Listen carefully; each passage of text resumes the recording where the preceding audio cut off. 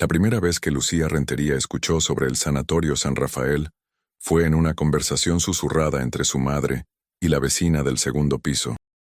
Tenía 12 años entonces, y aunque fingía estar absorta en su tarea de matemáticas en la mesa del comedor, cada palabra se grababa en su memoria con la nitidez de las cosas prohibidas. Dicen que la hermana de Carmela entró por nervios y ya lleva 3 meses sin que la familia pueda verla, murmuró su madre mientras revolvía el café.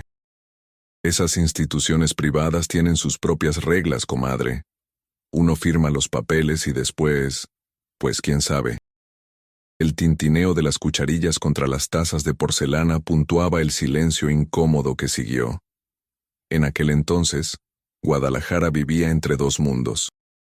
La ciudad se expandía hacia el oeste con fraccionamientos nuevos donde las familias de clase media aspiraban a una vida moderna, mientras que el centro histórico conservaba sus casonas de cantera rosa, sus templos coloniales y sus secretos enterrados bajo capas de tradición y silencio. El Sanatorio San Rafael pertenecía a ese Guadalajara discreto, el de las familias que resolvían sus problemas puertas adentro, el de los asuntos que no se ventilaban en la calle. Ubicado en una casona modificada de la colonia americana, con sus muros altos cubiertos de bugambilias moradas y sus ventanas siempre entornadas, el sanatorio era un nombre que se pronunciaba en voz baja, casi con vergüenza. Lucía no volvió a pensar en aquella institución durante años. La vida siguió su curso, la secundaria, la preparatoria en el Instituto de Ciencias, las tardes en la glorieta de los niños héroes comprando nieve de garrafa, los domingos en misa de 12 en el templo expiatorio. Guadalajara en los 80 olía a gasolina de los Volkswagen Sedán que atestaban las calles, a elote cocido en las esquinas del centro, a lluvia repentina en las tardes de septiembre. Los transistores sonaban con música de José José y Juan Gabriel, mientras en las noticias se hablaba del terremoto que había devastado la Ciudad de México 2 años antes y de la crisis económica que apretaba cada vez más a las familias. Si estás disfrutando de esta historia, suscríbete al canal y déjanos un comentario diciéndonos desde dónde nos escuchas. Tu apoyo nos ayuda a seguir trayendo relatos como este. Lucía tenía 22 años cuando el Sanatorio San Rafael volvió a cruzarse en su camino, pero esta vez no como un rumor lejano, sino como una realidad que cambiaría su vida para siempre. Había terminado su carrera de trabajo social en la Universidad de Guadalajara apenas 6 meses atrás, y como muchos recién egresados, se enfrentaba a un mercado laboral difícil donde las conexiones importaban más que el promedio. Fue su tía Esperanza, enfermera jubilada del Hospital Civil, quien le pasó el dato. Necesitan una trabajadora social en el San Rafael. El doctor Villalobos es conocido mío, hombre serio, de buena familia. El sueldo es mejor que en el sector público, y el trabajo no es pesado. Lleva tu currículum el lunes.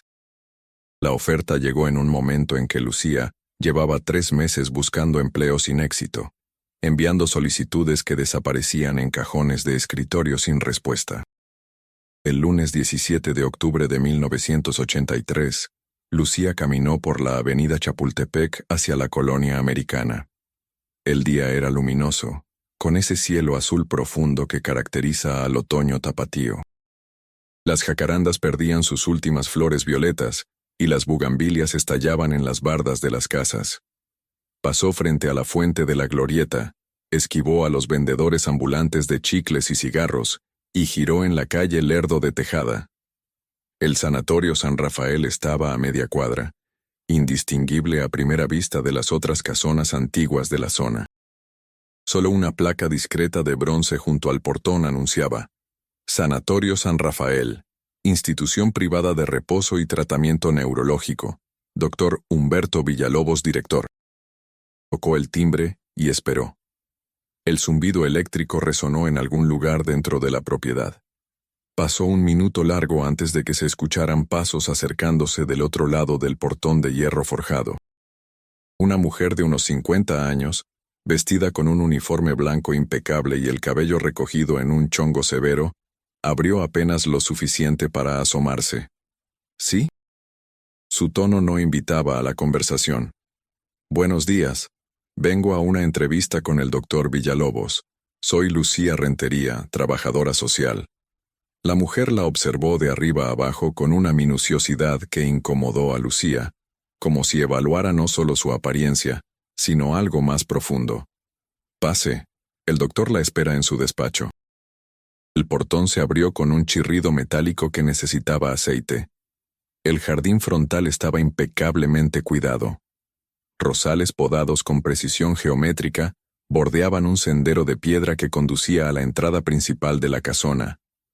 A pesar del orden aparente, había algo en el silencio del lugar que resultaba artificial. Ningún pájaro cantaba en los árboles. Ningún sonido de la calle lograba penetrar completamente los muros altos. Era como si el sanatorio existiera en una burbuja separada del resto de la ciudad.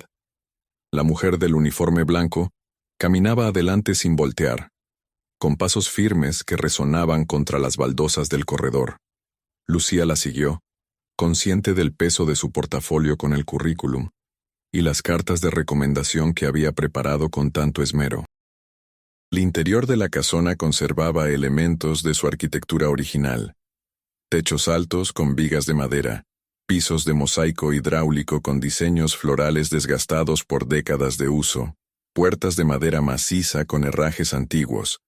Sin embargo, todo había sido adaptado para su función actual. Las paredes estaban pintadas de un blanco clínico que contrastaba con la calidez de los materiales originales. El olor era una mezcla particular de desinfectante, humedad antigua, y algo más que Lucía no supo identificar de inmediato. Tal vez medicamentos, tal vez el aroma de cuerpos confinados en espacios cerrados. En el corredor principal había puertas a ambos lados, todas cerradas, numeradas con placas pequeñas de metal. No se escuchaba ruido alguno detrás de ellas. «Espere aquí». La mujer señaló una silla de madera junto a una puerta al final del corredor. Sobre la puerta una placa decía dirección. Sin más palabras, la mujer desapareció por una puerta lateral. Lucía se sentó, ajustando su falda y revisando mentalmente las respuestas que había preparado para las preguntas típicas de entrevista. Desde su posición podía ver parte del corredor que acababa de recorrer y una escalera que subía al segundo piso. Todo permanecía en ese silencio denso que empezaba a resultarle opresivo. Miró su reloj. Las 10:15 de la mañana. Afuera, Guadalajara bullía con su tráfico, sus mercados, sus oficinas llenas de mecanógrafas y sus fábricas. Aquí dentro, el tiempo parecía suspendido. La puerta del despacho se abrió abruptamente, sobresaltándola. Un hombre de unos 60 años, alto y delgado, con cabello canoso perfectamente peinado hacia atrás y lentes de montura dorada, apareció en el umbral.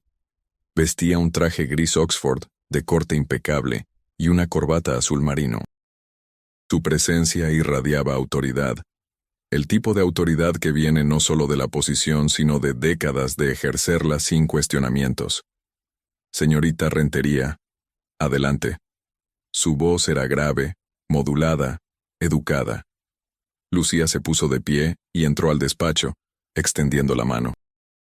El doctor Villalobos la estrechó brevemente, con un apretón firme pero distante, antes de señalarle una silla frente al escritorio de caoba oscura que dominaba la habitación.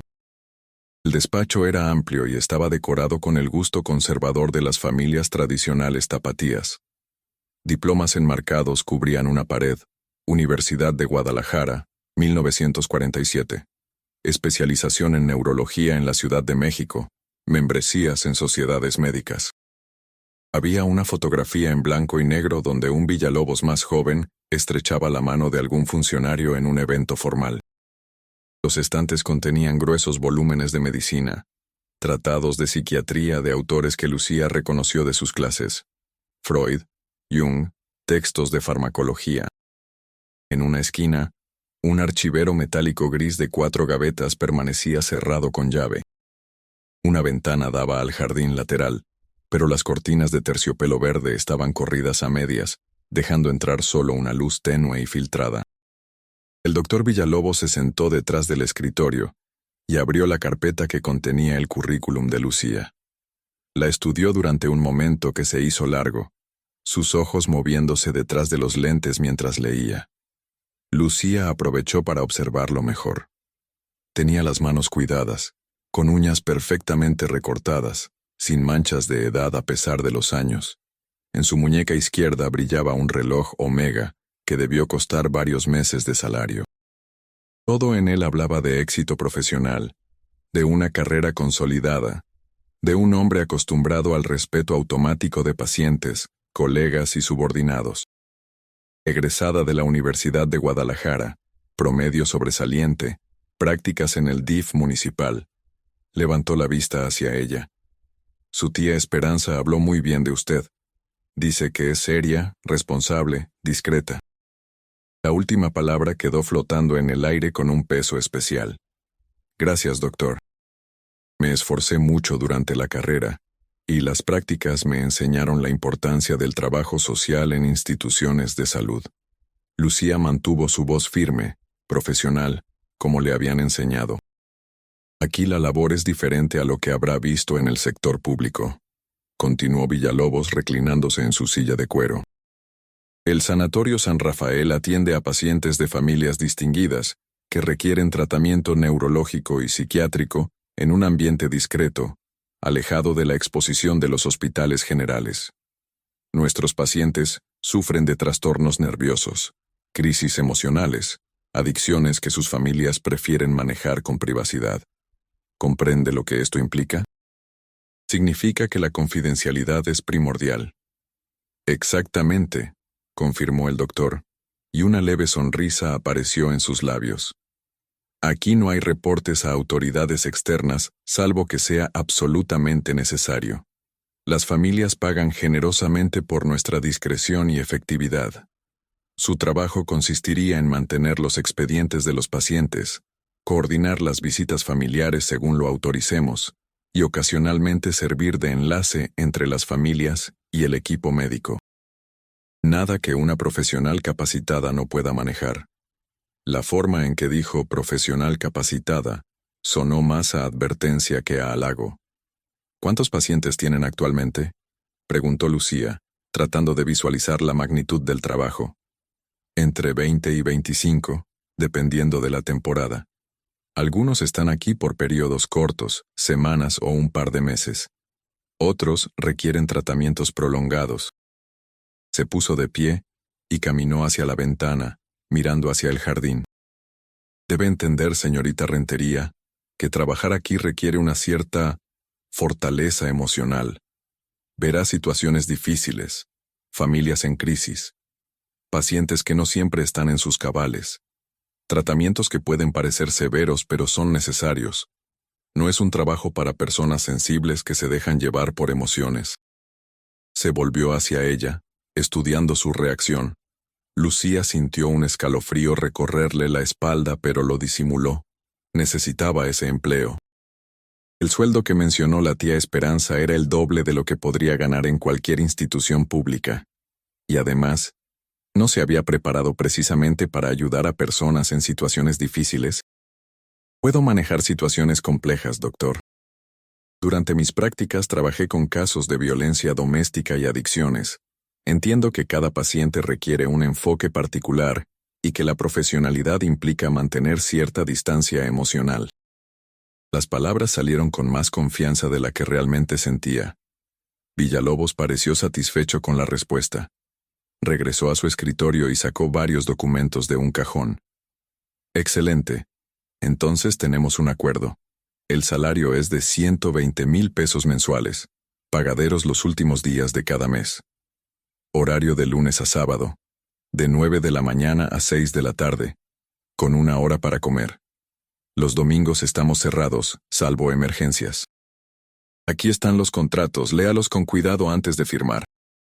Deslizó los papeles hacia ella junto con una pluma fuente de las caras. Hay una cláusula de confidencialidad particularmente importante. Todo lo que vea, escuche o maneje dentro de estas instalaciones es estrictamente privado. La violación de esta cláusula tiene consecuencias legales serias. Su tono se había vuelto más frío, casi amenazante. Lucía tomó los documentos y comenzó a leerlos. El lenguaje legal era denso pero claro en sus intenciones. Prohibición absoluta de compartir información sobre pacientes, métodos de tratamiento o cualquier aspecto operativo del sanatorio. Multas económicas elevadas en caso de incumplimiento. Incluso había una cláusula que permitía al sanatorio emprender acciones legales contra cualquier ex empleado que difamara o perjudicara la reputación de la institución, hasta 5 años después de terminar el contrato. Era más restrictivo que cualquier cosa que hubiera visto antes, pero pensó en su madre viuda, viviendo de una pensión modesta, en las cuentas que se acumulaban, en los 3 meses de búsqueda infructuosa. Firmó en las líneas indicadas con una sensación de cruzar un umbral sin retorno. Perfecto, dijo Villalobos guardando una copia en su archivero. Puede comenzar mañana. La enfermera Matilde, a quien conoció en la entrada, será su guía inicial. Ella le mostrará las instalaciones y le explicará los procedimientos. Una cosa más, señorita Rentería. Se inclinó ligeramente hacia adelante, sus ojos fijos en los de ella con una intensidad incómoda. Aquí hay reglas estrictas. Los pacientes están bajo tratamiento y no siempre son coherentes. Pueden decir cosas perturbadoras, hacer acusaciones falsas producto de sus delirios. Es crucial que usted no tome nada de lo que digan de manera personal o literal, ¿comprende? Lucía asintió aunque la advertencia le pareció extraña. Por supuesto, doctor. Entiendo que forman parte del proceso de enfermedad. Se detuvo en la esquina a comprar un refresco en una tienda de abarrotes, necesitando algo normal y cotidiano que disipara la sensación extraña que el sanatorio le había dejado. La señora que atendía la tienda, una mujer regordeta con mandil floreado, le cobró mientras parloteaba sobre el calor inusual para la temporada. ¿Es nueva en el rumbo, mija?, preguntó con curiosidad Tapatía. Voy a trabajar en el Sanatorio San Rafael, respondió Lucía sin pensar.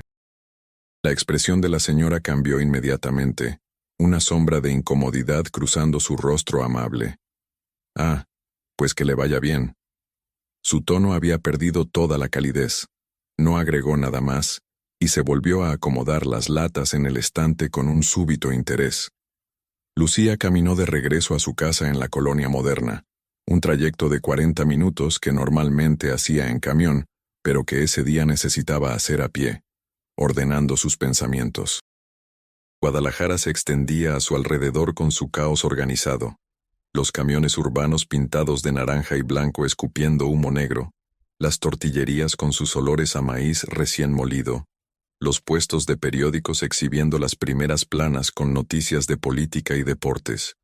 Pasó frente al Mercado Libertad, evitando a los cargadores que empujaban diablitos con mercancía, esquivando a las señoras que regateaban en los puestos de verduras. La vida continuaba a su ritmo normal, ajeno a la burbuja de silencio del sanatorio. Esa noche, en la mesa del comedor, le contó a su madre sobre el empleo. Guadalupe Rentería, viuda desde hacía 8 años, escuchó con la mezcla de orgullo y preocupación que caracterizaba todas sus reacciones ante los logros de su hija. ¿El San Rafael? Hija, ese lugar... Bueno, supongo que tu tía Esperanza sabe lo que hace al recomendarte. Solo ten cuidado. Lucía frunció el ceño. ¿Cuidado de qué, mamá? Su madre revolvió su café, ese gesto nervioso que hacía cuando no quería decir algo directamente. De nada, mija. Es solo que esos lugares privados a veces tienen sus mañas, pero seguro estará bien.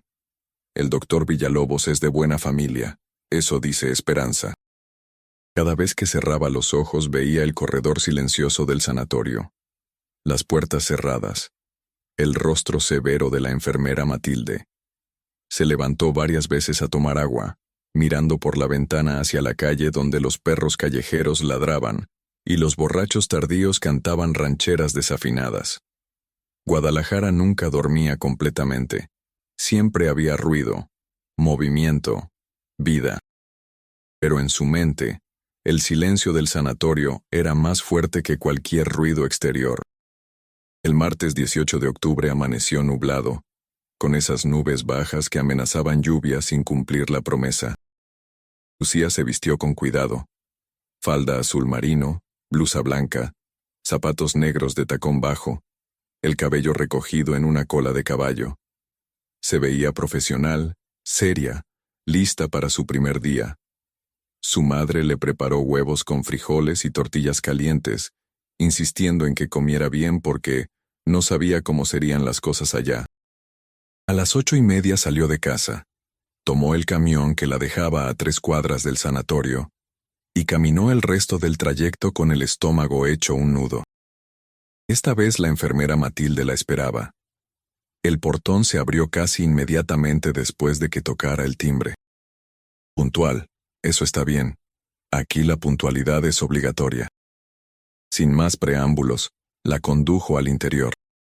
Primero le mostraré su oficina y luego las áreas comunes. Los dormitorios de pacientes están fuera de sus responsabilidades directas, salvo que el doctor lo autorice específicamente. Caminaron por el corredor principal hasta una puerta lateral que daba a un cuarto pequeño, apenas más grande que un closet. Había un escritorio metálico, una silla, un archivero de 2 gavetas y un teléfono antiguo de disco.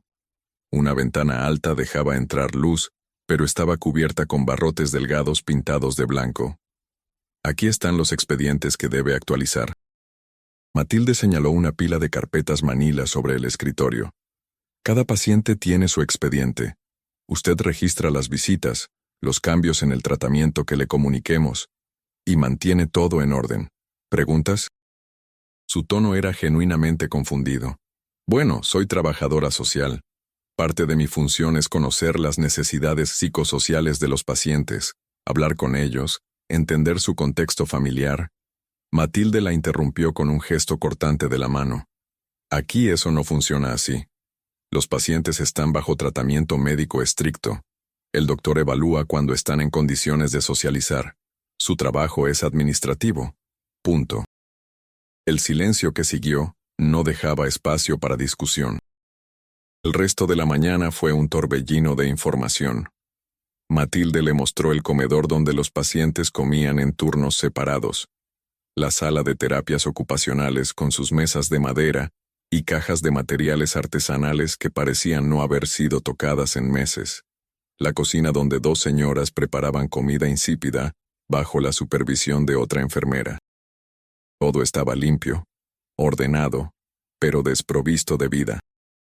No vio a ningún paciente durante el recorrido. Están en sus tratamientos matutinos, explicó Matilde vagamente cuando Lucía preguntó. Solo cuando pasaban por el 2.º piso escuchó algo.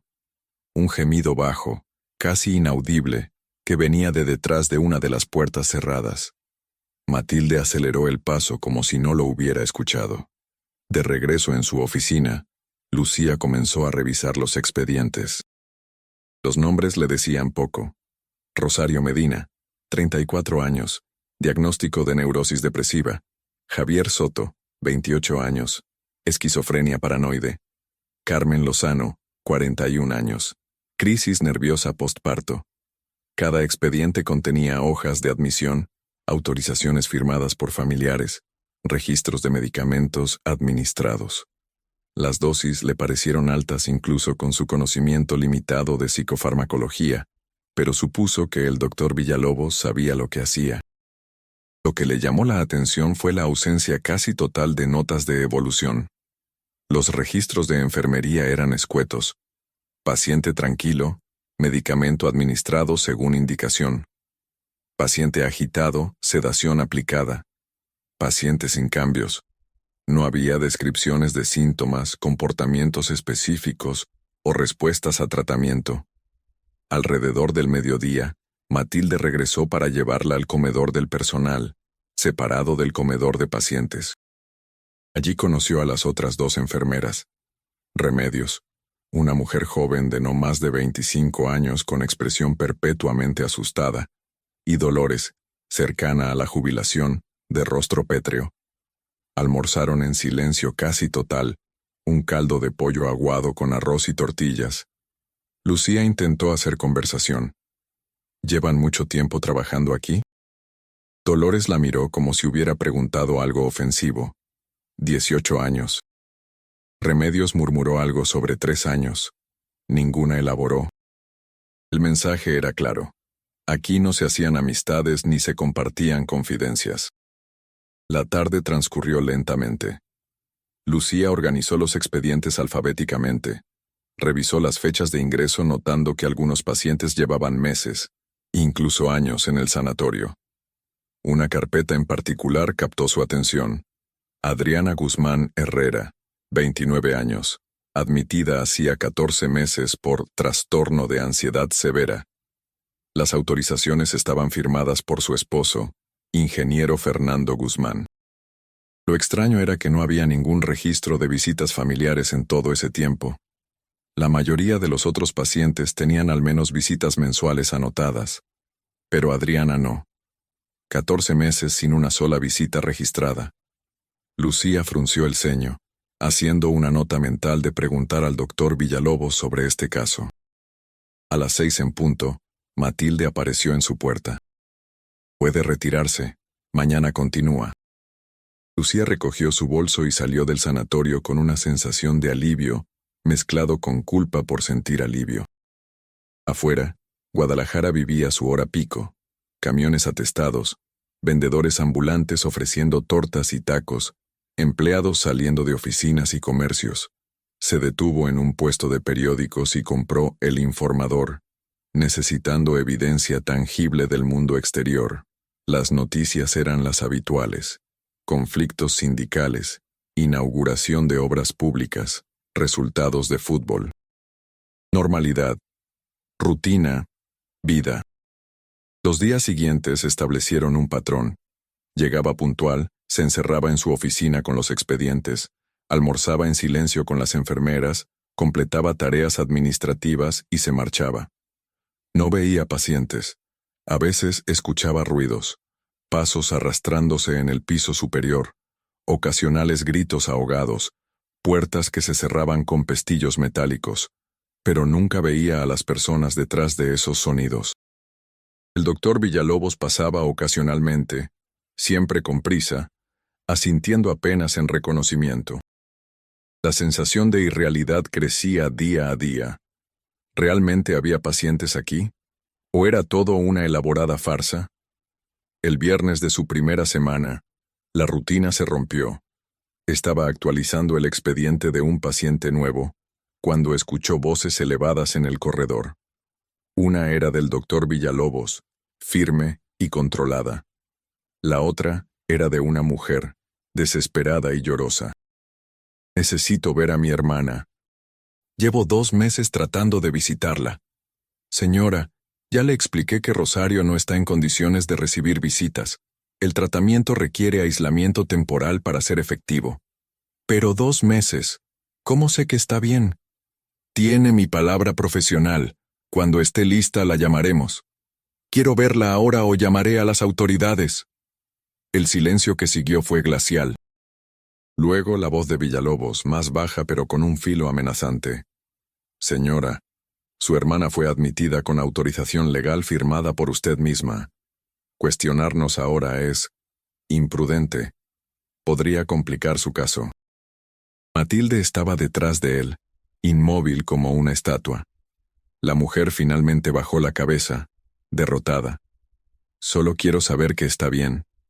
Su voz había perdido toda fuerza. Lo está, dijo Villalobos, su tono suavizándose calculadamente. Confía en nosotros. En un mes podrá verla, se lo prometo. La mujer asintió y se dejó guiar hacia la salida por Matilde.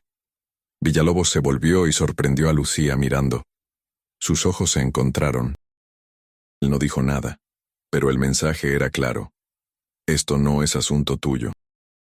Esa noche, Lucía no pudo quitarse la escena de la cabeza. Rosario Medina era uno de los expedientes que había revisado. 34 años, ingresada hacía 2 meses por neurosis depresiva después del divorcio. Su hermana había firmado los papeles de admisión, pero 2 meses sin permitir visitas. ¿Era eso normal? Intentó recordar lo que había aprendido en la universidad sobre tratamientos psiquiátricos. El aislamiento temporal podía ser terapéutico en casos de crisis aguda, pero 2 meses parecía excesivo. y la forma en que Villalobos había manejado a la hermana, casi amenazándola, algo no cuadraba. El fin de semana pasó demasiado rápido. Lucía intentó distraerse yendo al cine con amigas de la universidad, viendo una película gringa de Harrison Ford, que no logró captar su atención. Sus amigas notaron su distracción. ¿Todo bien con el trabajo nuevo?, preguntó Mónica, su mejor amiga desde la preparatoria. Lucía forzó una sonrisa. Sí, solo me estoy adaptando. Es muy diferente a lo que esperaba. ¿Diferente cómo? Lucía buscó las palabras. Más administrativo, menos contacto con pacientes. Mónica se encogió de hombros. Pues al menos pagan bien, ¿no? A veces hay que aceptar que el trabajo ideal no existe. Lucía asintió, pero la inquietud persistía. El lunes por la mañana, Lucía llegó al sanatorio decidida a intentar conocer al menos a un paciente. Si era trabajadora social, su deber era asegurar el bienestar psicosocial de las personas bajo cuidado institucional.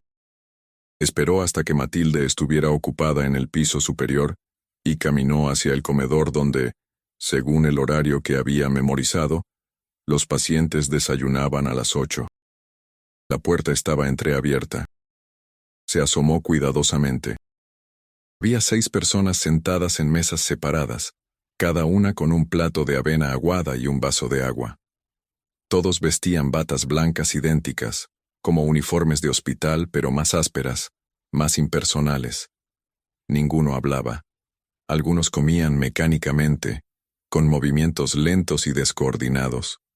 Otros simplemente miraban sus platos sin tocar la comida. Una mujer joven, de no más de 30 años, tenía la mirada perdida en un punto del techo, lágrimas silenciosas rodando por sus mejillas.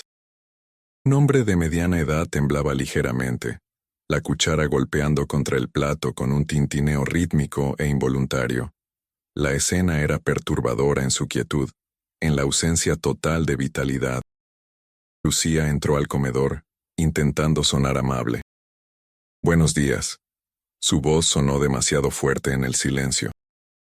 Varias cabezas se volvieron hacia ella con movimientos torpes, como marionetas mal manejadas. Los ojos que la miraban estaban vidriosos, desenfocados. Mi nombre es Lucía, soy la trabajadora social. Si necesitan hablar con alguien, no pudo terminar la frase. La mujer que lloraba comenzó a gemir, un sonido bajo y gutural que crecía en intensidad. El hombre tembloroso dejó caer la cuchara que repiqueteó contra el piso de mosaico. ¿Qué está haciendo aquí? La voz de Matilde cortó el aire como un látigo. Apareció de la nada, su rostro habitualmente impasible ahora contorsionado en furia. Yo solo quería presentarme con los pacientes. Las palabras de Lucía sonaron patéticas incluso a sus propios oídos. Salga, ahora. No era una sugerencia. Lucía obedeció, sintiendo las miradas de los pacientes clavadas en su espalda mientras se retiraba. En el corredor Matilde la enfrentó con una intensidad que asustaba. Nunca vuelva a hacer eso. Los pacientes tienen protocolos estrictos de socialización. Usted no tiene autorización para interactuar con ellos. ¿Está claro? Lucía asintió, su corazón latiendo acelerado. Cristalino. Intentó recordar sus prácticas en el hospital psiquiátrico del sector público. Los pacientes allá también estaban medicados, pero había más variedad en sus estados. Algunos conversaban, otros asistían a terapias grupales, había actividades. Aquí, la uniformidad del letargo era lo que perturbaba. Pasó el resto del día sin incidentes, sumergida en papeleo. A las 4 de la tarde, el teléfono de su oficina sonó por primera vez. Lo miró sorprendida antes de contestar. ¿Sí? Señorita Rentería, venga a mi despacho, por favor. Era Villalobos. El tono no auguraba nada bueno. Colgó antes de que pudiera responder. Lucía se alisó la falda y caminó hacia el despacho del director con el estómago revuelto.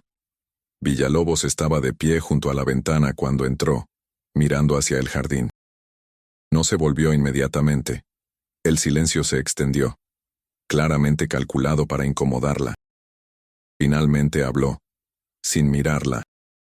Matilde me informó de su iniciativa esta mañana. Lucía abrió la boca para explicarse, pero él levantó una mano deteniéndola. No quiero excusas. Quiero que comprenda algo fundamental. Aquí hay una jerarquía y unos procedimientos. El doctor soy yo. Las enfermeras ejecutan mis órdenes. Usted maneja papeles. Ese es su rol. Cuando lo sobrepasa pone en riesgo el tratamiento de personas muy enfermas. ¿Lo entiende? Se volvió finalmente, sus ojos fríos detrás de los lentes. Doctor, solo pensé que como trabajadora social. Él la interrumpió con un gesto de impaciencia. Pensó mal. Su título no la autoriza a diagnosticar, prescribir tratamientos o interferir con protocolos médicos establecidos. Los pacientes que vio esta mañana están bajo regímenes farmacológicos específicos para sus condiciones. Algunos tienen esquizofrenia, otros bipolaridad severa, otros han intentado quitarse la vida múltiples veces. Requieren control estricto. Si mi metodología le parece cuestionable, la puerta está abierta. Hay 20 egresadas esperando esta oportunidad laboral. El ultimátum era claro. Lucía sintió la humillación arder en sus mejillas. No, doctor, entiendo. No volverá a suceder. Se odiaba a sí misma por la sumisión en su voz, pero necesitaba el empleo. Villalobos pareció satisfecho. Bien. Todos cometemos errores al principio. Considere esto una advertencia amistosa. Su tono se suavizó ligeramente, adoptando esa calidez superficial que usaba cuando quería manipular. Es una empleada valiosa, Lucía. No quiero perderla por malentendidos. El uso de su nombre de pila, después de semanas de señorita Rentería, era otra táctica. Ella lo sabía, pero no podía hacer nada al respecto. Regresó a su oficina sintiéndose pequeña y derrotada. Se quedó mirando los expedientes apilados en su escritorio. Cada carpeta representaba a una persona, alguien con familia, historia, sueños truncados por la enfermedad mental. Y ella estaba aquí reducida a ser una archivista, prohibida de ejercer realmente su profesión. La frustración se mezclaba con algo más oscuro. La sospecha creciente de que algo en el Sanatorio San Rafael no estaba bien. ¿Pero qué podía hacer? ¿A quién podía recurrir con vagas sensaciones de incomodidad? Esa noche, en la mesa de la cena, su madre notó su estado de ánimo. «¿Problemas en el trabajo, mija?» Lucía removió los frijoles en su plato sin comerlos. «No, mamá. Solo...» Es diferente a lo que esperaba. Guadalupe dejó su tenedor. «Si no te sientes cómoda allí, puedes buscar otra cosa. No vale la pena estar infeliz por dinero». Pero ambas sabían que eso no era tan simple. El dinero importaba.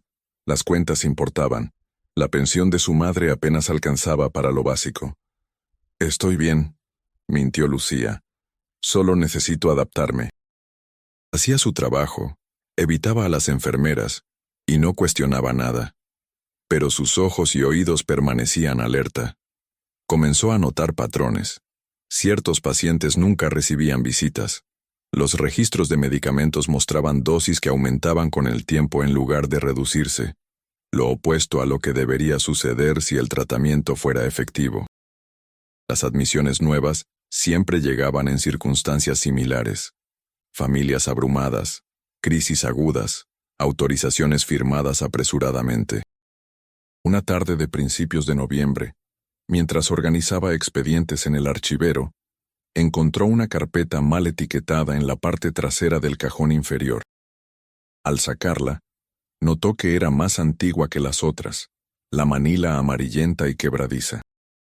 El nombre en la etiqueta estaba escrito a mano en tinta descolorida: Patricia Jiménez Solís. No había fecha de ingreso. Abrió la carpeta con curiosidad. Las primeras hojas eran de 1978, 5 años atrás. Patricia tenía 17 años cuando fue admitida por episodio psicótico agudo. Las autorizaciones estaban firmadas por sus padres. Lucía pasó las páginas, viendo registros de medicamentos, notas escuetas de enfermería, pero nada de evolución clínica real. Lo perturbador vino en las últimas páginas. Una nota del doctor Villalobos, fechada en marzo de 1981. Paciente muestra deterioro progresivo. Familia ha dejado de visitar. Contacto telefónico con padre quien expresa desinterés en continuar tratamiento, pero no autoriza alta. Situación irregular. Después de eso, no había más entradas. Nada. Como si Patricia simplemente hubiera dejado de existir en papel. Lucía revisó el expediente completo 2 veces. No había nota de alta, de transferencia, de defunción. Nada. ¿Qué había pasado con Patricia Jiménez? ¿Seguía aquí? La carpeta tenía 4 años sin actualizaciones. El corazón de Lucía latía acelerado. Buscó en los otros cajones revisando expedientes activos. Patricia no estaba entre ellos. Miró el reloj. Las 5:30. Matilde y las otras enfermeras estarían en el cambio de turno. Villalobos había salido temprano. Lo vio marcharse a las 4. Tomó una decisión impulsiva. Guardó la carpeta de Patricia en su bolso y salió de su oficina. El corredor estaba vacío. Subió las escaleras hacia el segundo piso, donde nunca había estado autorizada a ir. El segundo piso era idéntico al primero en distribución, pero más silencioso, si eso era posible. Puertas numeradas a ambos lados del corredor, todas cerradas. Lucía caminó despacio, escuchando. De algunas habitaciones salían ruidos leves, respiraciones pesadas, murmullos incoherentes. Se detuvo frente a la puerta marcada con el número 12. Desde dentro venía un sonido rítmico, como si alguien golpeara suavemente la pared. Tocó levemente. El sonido se detuvo. «¿Hola?», susurró. Silencio. Intentó girar la manilla, pero estaba cerrada con llave. ¿Patricia? No sabía por qué había dicho ese nombre específicamente, pero algo en su instinto se lo dictó. ¿Quién es Patricia? La voz venía de detrás de ella. Lucía se volvió bruscamente. Una mujer estaba parada al final del corredor. No era ninguna de las enfermeras que conocía. Era joven, quizá 30 y pocos años, con cabello oscuro despeinado y vestida con una bata de paciente. Pero sus ojos eran diferentes a los que había visto en el comedor. Estaban alertas, enfocados, llenos de una lucidez desesperada. «Tú eres nueva», dijo la mujer acercándose lentamente. «Te he visto por la ventana de mi cuarto. La chica de la oficina». Lucía retrocedió instintivamente. «Yo no debería estar aquí». «Ninguna debería», respondió la mujer con una risa amarga. «Pero aquí estamos». Su piel tenía ese tono pálido de quien no ve el sol hace meses. «¿Cómo te llamas?» «Adriana», respondió la mujer. El nombre hizo clic en la mente de Lucía. Adriana Guzmán Herrera, 29 años, 14 meses sin visitas. «Te conozco», dijo Lucía. «Tu expediente, llevas mucho tiempo aquí». Adriana asintió. «¿Cuánto? He perdido la cuenta. Los días son todos iguales. Medicamentos, comida, dormir, repetir». Se acercó más, bajando la voz. «Necesitas salir de aquí mientras puedas. Este lugar no es lo que crees. Mi esposo me internó porque me deprimí después de perder a nuestro bebé. Dijo que era temporal. Eso fue hace más de 1 año. Nadie viene a verme. Nadie pregunta por mí». Lucía corrió hacia las escaleras bajándolas lo más silenciosamente que pudo. Llegó al primer piso justo cuando Remedios, la enfermera joven, aparecía del corredor lateral. Se miraron. Remedios abrió la boca como para decir algo, luego la cerró. Simplemente se dio la vuelta y siguió su camino. Lucía regresó a su oficina con las piernas temblorosas, cerró la puerta y se apoyó contra ella, respirando agitadamente. La carpeta de Patricia seguía en su bolso. Las palabras de Adriana resonaban en su mente. ¿Era posible? ¿Realmente Villalobos mantenía pacientes indefinidamente, drogándolos para que fueran dóciles, mientras cobraba a familias que preferían olvidar a sus parientes problemáticos? Sonaba. Las piezas encajaban de una manera horrible. Lucía sacó la carpeta de Patricia y la escondió en el cajón inferior de su escritorio, bajo una pila de formularios en blanco. Necesitaba pensar. Necesitaba evidencia más sólida antes de hacer cualquier cosa. Acusar a un médico respetado de una familia prominente tapatía sin pruebas contundentes sería suicidio profesional. Nadie le creería. La verían como una empleada resentida inventando historias. Además, ¿a quién podría acudir? ¿A la policía? ¿Con qué exactamente? Expedientes desactualizados y la palabra de una paciente psiquiátrica. Esa noche apenas probó la cena que su madre había preparado.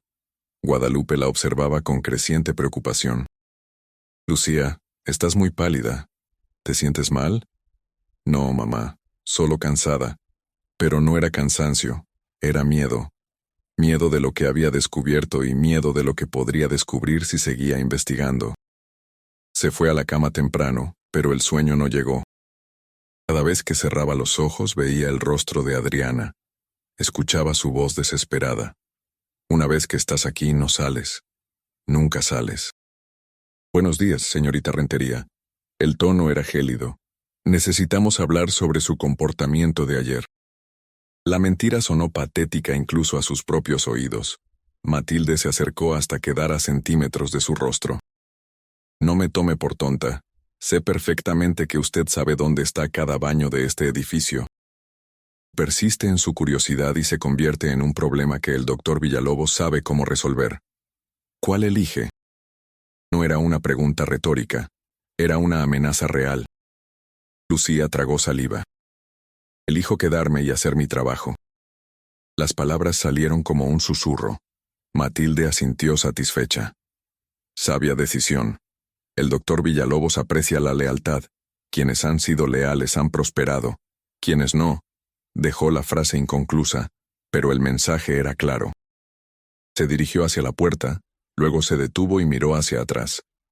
Ah, y si falta algún expediente de su archivo, será considerado robo de documentos confidenciales, un delito grave. Salió cerrando la puerta con firmeza. Lucía se dejó caer en su silla, las piernas ya no la sostenían. Matilde sabía de la carpeta de Patricia. ¿Cómo? ¿La habían estado vigilando? Miró alrededor de su pequeña oficina buscando cámaras, pero no vio nada obvio. Quizás simplemente había revisado el archivero y notado que faltaba algo. Abrió el cajón donde había escondido la carpeta. Seguía ahí. Con manos temblorosas, la devolvió al archivero en su lugar original, en el fondo del cajón inferior. No podía arriesgarse a que la encontraran con ella. El resto del día pasó en una niebla de ansiedad. Lucía intentaba concentrarse en tareas simples, actualizar registros, archivar documentos nuevos, contestar el teléfono cuando sonaba. Pero su mente no dejaba de dar vueltas. Estaba atrapada. Si renunciaba abruptamente, levantaría sospechas. Si se quedaba callada, sería cómplice de lo que fuera que estuviera pasando en el sanatorio. Y si intentaba denunciar sin pruebas sólidas, nadie le creería. Y probablemente Villalobos usaría su influencia para destruir su carrera antes de que comenzara. A la hora del almuerzo, en el comedor del personal, Remedios se sentó frente a ella por primera vez. Las dos enfermeras mayores no estaban presentes. Remedios jugueteaba con su comida, claramente nerviosa. Finalmente habló en voz baja, casi inaudible. «No debiste subir». Lucía la miró directamente. «¿Por qué? ¿Qué pasa en el segundo piso que es tan terrible?» Remedios negó con la cabeza. «No puedo decirte, pero si te importa tu seguridad, haz lo que te dijo Matilde. Olvida, trabaja, cobra tu cheque, no hagas olas». Había genuino miedo en sus ojos. «¿Cuánto tiempo llevas trabajando aquí?», preguntó Lucía. 3 años, respondió Remedios. «¿Y en 3 años nunca has cuestionado nada? ¿Los pacientes que no mejoran? ¿Las dosis altísimas de medicamentos? ¿Las familias que nunca visitan?» Remedios se puso de pie abruptamente, su silla raspando contra el piso. «Yo necesito este trabajo. Tengo una hija de 4 años que mantener. No tengo el lujo de cuestionar». Salió del comedor dejando su plato a medio comer. Lucía terminó sola, rodeada del silencio opresivo del sanatorio. Pensó en su propia situación. También necesitaba el trabajo. También tenía responsabilidades, su madre, las cuentas, su futuro profesional. ¿Valía la pena arriesgar todo eso por sospechas? ¿Por pacientes que ni siquiera conocía realmente? Quizá Adriana estaba delirando, un síntoma de su enfermedad. Quizá las familias realmente habían autorizado tratamientos prolongados. Quizá ella estaba viendo problemas donde solo había un método poco convencional pero efectivo. Pero entonces recordó los ojos de Adriana. No eran los ojos de alguien perdido en la psicosis. Eran los ojos de alguien atrapado, consciente, desesperado. Y recordó la carpeta de Patricia, desaparecida del sistema sin rastro, y los gemidos que escuchaba a veces desde las habitaciones cerradas, y la forma en que Villalobos había amenazado veladamente a la hermana de Rosario Medina. No, algo estaba mal, profundamente mal. Esa tarde, antes de irse, Lucía hizo algo que sabía era arriesgado pero necesario. Esperó hasta que escuchó a Matilde subir al segundo piso con la bandeja de medicamentos de la tarde. Luego, rápidamente, sacó su libreta personal y comenzó a copiar información de expedientes. Nombres, fechas de ingreso, diagnósticos, nombres de familiares que habían firmado autorizaciones. Trabajó rápido, con el corazón latiéndole en la garganta, esperando en cualquier momento escuchar pasos acercándose. En 10 minutos logró copiar información de 15 pacientes. Era un comienzo. Guardó la libreta en su bolso bajo sus cosas personales y salió del sanatorio a las 6 en punto. El domingo lo pasó en un estado de agitación constante. Intentó ir a misa con su madre, pero no pudo concentrarse en el sermón. Las palabras del padre sobre la caridad cristiana y ayudar al prójimo resonaban con una ironía cruel. ¿No era eso exactamente lo que debería estar haciendo? ¿Ayudar a gente que no podía ayudarse a sí misma? Pero, ¿cómo? El lunes llegó demasiado pronto. Lucía se despertó con un nudo en el estómago que no la abandonó durante el desayuno, ni en el trayecto al trabajo. Cuando llegó al sanatorio, notó un auto desconocido estacionado frente a la entrada. Un Chrysler negro, modelo reciente, con placas de Guadalajara. Adentro en el recibidor, encontró a Villalobos conversando con un hombre de traje caro, de unos 50 años, con el cabello engominado hacia atrás y un bigote perfectamente recortado. Ambos se callaron cuando ella pasó. El desconocido la miró con una evaluación fría que la hizo sentir como mercancía. Más tarde, Matilde le informó que habían admitido a un nuevo paciente esa mañana. Marcos Ibarra, 32 años, adicción a alcohol y cocaína. El hombre del traje era su padre, un empresario importante de la industria textil. El paciente está altamente agitado, requiere aislamiento total por tiempo indefinido, explicó Matilde mientras le entregaba el expediente para archivo. Lucía revisó los papeles. La autorización estaba firmada por el padre con letra firme y decidida. En la sección de contacto de emergencia, había un número de teléfono pero con una nota. No llamar, salvo extrema necesidad. Otro paciente cuya familia quería olvidar. Los días siguientes fueron tensos. Lucía mantuvo la cabeza baja, haciendo su trabajo sin desviarse. Pero por las noches, en su casa, sacaba su libreta y revisaba los nombres que había copiado, pensando. Necesitaba un plan, pero cada opción que consideraba tenía obstáculos enormes. ¿Ir a las autoridades? ¿Con qué pruebas? Los expedientes eran confidenciales. Había firmado cláusulas de no divulgación. Copiar información era ilegal. ¿Contactar a las familias directamente?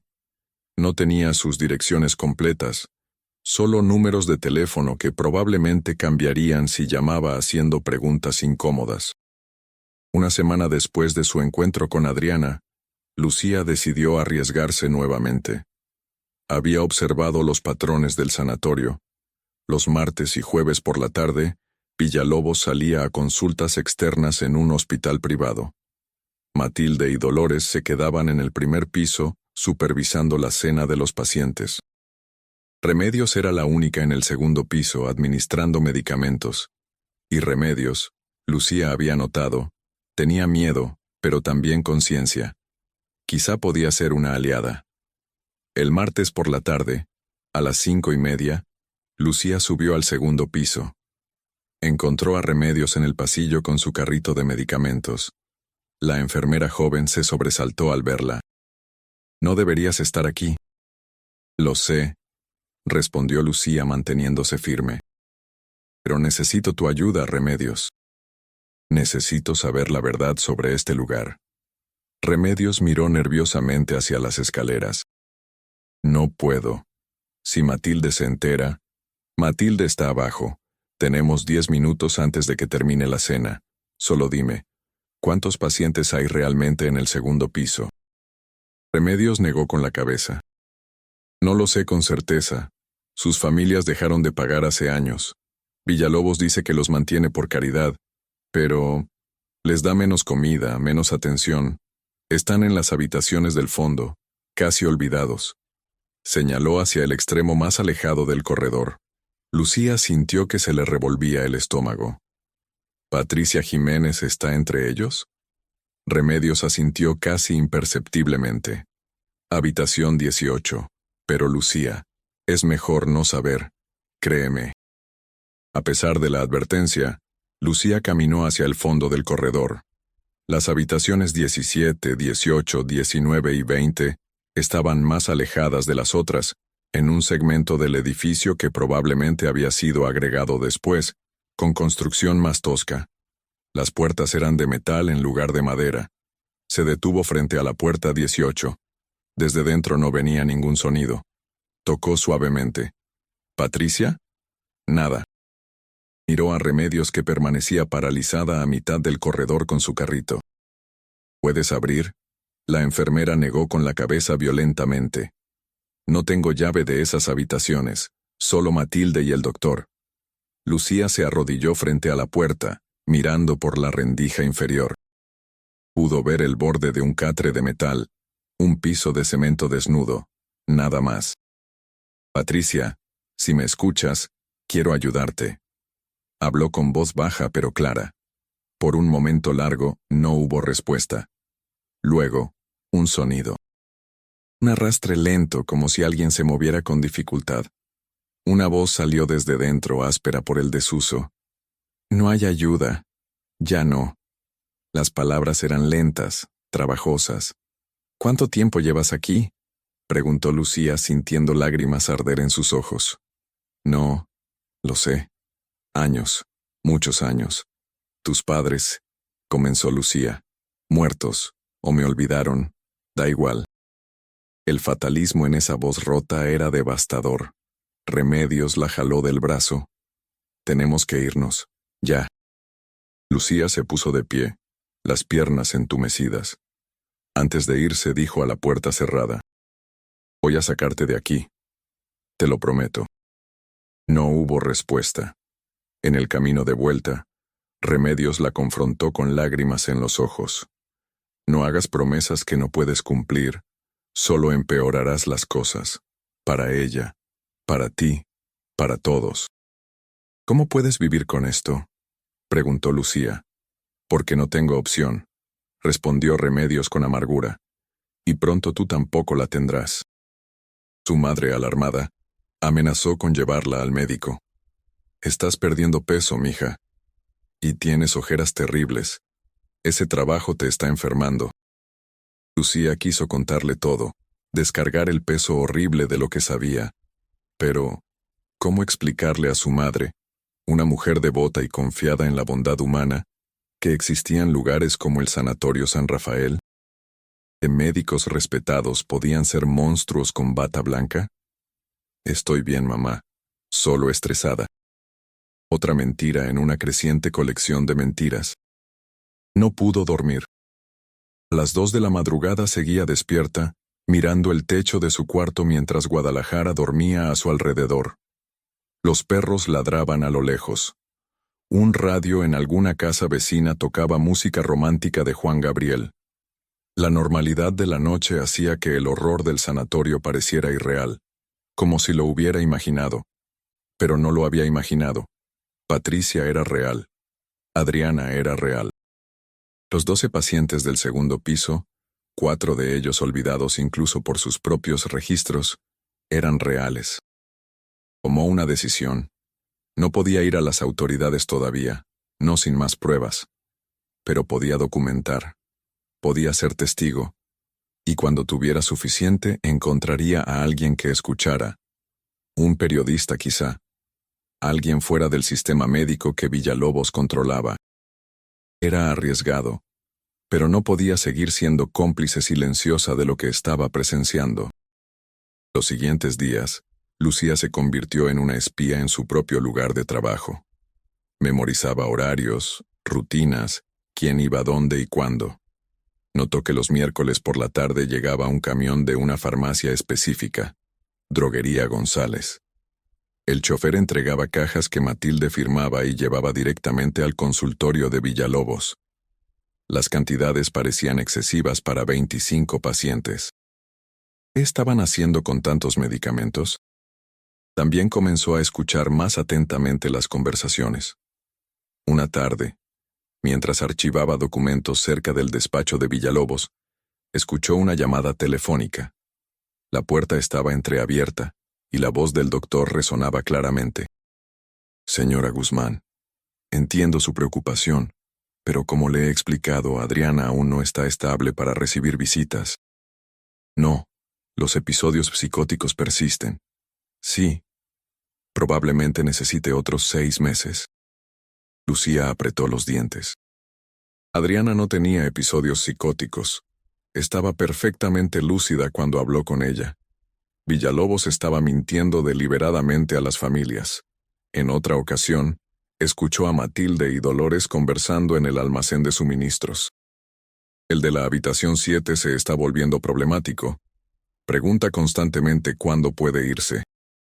Aumenta la dosis, respondió Matilde sin emoción. Eso lo calmará. Ya está al máximo de lo prescrito. El doctor sabrá qué hacer. Siempre sabe. El cinismo casual con que hablaban de drugar a alguien hasta la sumisión era escalofriante. Lucía comenzó a copiar más información sistemáticamente. Cada vez que tenía oportunidad, anotaba nombres, medicamentos, dosis, fechas. Guardaba la libreta en su sostén durante las horas de trabajo, el único lugar donde sabía que nadie la revisaría. Por las noches, en casa, pasaba todo en limpio a un cuaderno que escondía bajo el colchón de su cama. Era evidencia, pero todavía no suficiente. Necesitaba algo irrefutable. La oportunidad llegó a mediados de diciembre. Guadalajara se vestía de Navidad. Luces en las calles, puestos de ponche y buñuelos, villancicos sonando en las tiendas. El sanatorio, en contraste, permanecía indiferente a la temporada. No había decoraciones, no había música festiva. Era como si las festividades no existieran detrás de esos muros altos. Un viernes por la tarde, Villalobos anunció que viajaría a la Ciudad de México para unas conferencias médicas. Estaría fuera todo el fin de semana. Matilde quedaría a cargo. Lucía vio su oportunidad. El domingo, cuando el sanatorio estaba oficialmente cerrado, podría entrar con el pretexto de haber olvidado algo importante. Matilde usualmente se iba temprano los domingos, dejando solo a una enfermera de guardia en caso de emergencias. Esa enfermera rotaba, y este domingo le tocaba a Remedios. Si podía convencer a Remedios de ayudarla, podría acceder a áreas prohibidas, tomar fotografías de expedientes, tal vez incluso hablar con más pacientes. El sábado por la noche llamó al sanatorio. Remedios contestó: «Habla Lucía. Olvidé unos documentos importantes en mi oficina que necesito para el lunes. ¿Puedo pasar mañana a recogerlos?» Hubo un silencio largo. Finalmente, Remedios respondió con voz tensa: «El sanatorio está cerrado los domingos. Lo sé, pero es urgente. Solo serán 10 minutos, por favor». Otro silencio. «¿A qué hora?» «2 de la tarde. Está bien, pero rápido». La línea se cortó. El domingo amaneció gris, con nubes bajas que amenazaban lluvia. Lucía le dijo a su madre que iba a casa de una amiga. No podía involucrarla en esto. Tomó su pequeña cámara Kodak, de esas desechables que vendían en las farmacias, y la escondió en su bolso junto con una libreta nueva. A las 2 en punto tocó el timbre del sanatorio. Remedios abrió, vestida con su uniforme pero con aspecto cansado, ojeras profundas marcando su rostro joven. «Gracias», dijo Lucía entrando. El sanatorio los domingos era aún más silencioso que de costumbre. No se escuchaba absolutamente nada. «¿Dónde están los pacientes?» «La mayoría sedados para el día de descanso», explicó Remedios con voz monótona. «Es más fácil así». Lucía sintió una oleada de náusea. «Remedios, necesito tu ayuda de verdad. No solo vine por documentos». La enfermera cerró los ojos. «Lo sabía. ¿Qué quieres?» «Acceso al consultorio de Villalobos y a las habitaciones del fondo del segundo piso». «¿Y qué quieres que haga? ¿Que las libere? ¿Que llame a la policía?» «Nadie nos creerá. Villalobos tiene contactos, dinero, reputación. Nosotras somos nadie. Después tienes que irte y yo olvidaré que estuviste aquí». Sacó un manojo de llaves de su bolsillo. «El consultorio y las habitaciones del fondo. Pero si nos descubren, yo diré que me amenazaste. ¿Entendido?» Lucía asintió.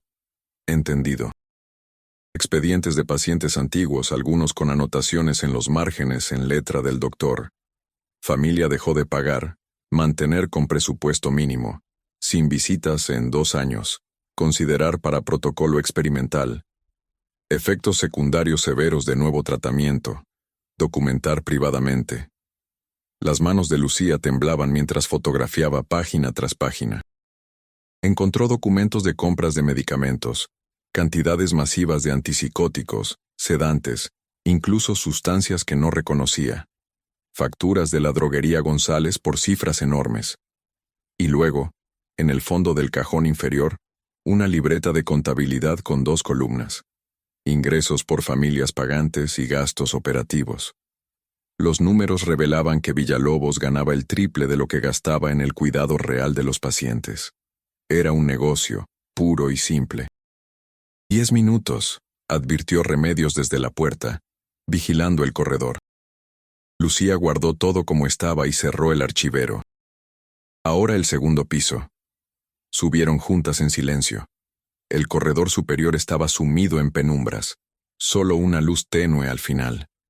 Remedios la guió hasta las habitaciones del fondo. 17, 18, 19 y 20. Los olvidados. Abrió la puerta 18 primero. El olor golpeó a Lucía antes que la visión. Humedad, orines, descomposición. La habitación era un cubo de cemento de apenas 3 metros por 3. Un catre de metal con un colchón delgado y manchado. Un cubo en la esquina como baño. Y en el catre, acurrucada como un animal asustado, una mujer que apenas parecía humana. Cabello largo y enmarañado, gris antes de tiempo, piel cetrina pegada a los huesos, ojos hundidos que miraban sin ver. Patricia. «Dios mío», susurró Lucía. Sacó su cámara con manos temblorosas y tomó fotografías. El flash iluminó la habitación revelando detalles aún más horribles. Marcas en las paredes donde alguien había intentado contar los días antes de rendirse. Manchas oscuras en el piso que podían ser sangre vieja o simplemente mugre acumulada. Patricia se encogió ante la luz gimiendo suavemente. «Lo siento», murmuró Lucía. «Lo siento mucho. Voy a sacarte de aquí, te lo juro». Hombres y mujeres reducidos a sombras de humanidad, algunos tan catatónicos que no reaccionaron a su presencia, otros mirándola con ojos que habían olvidado cómo esperar.